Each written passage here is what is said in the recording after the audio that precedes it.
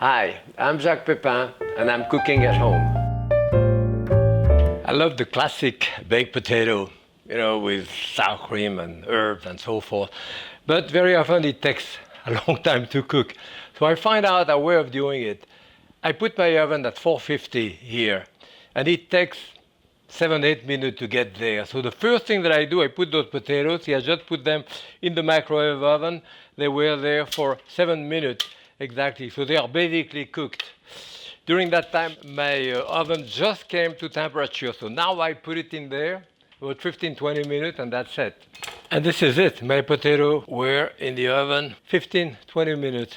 So it's a fast baked potato. So the way I like to serve it is this way. I cut it in half here.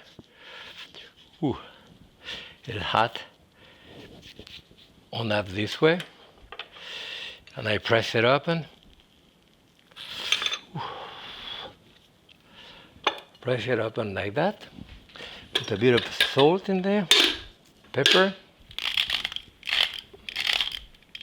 And the sour cream.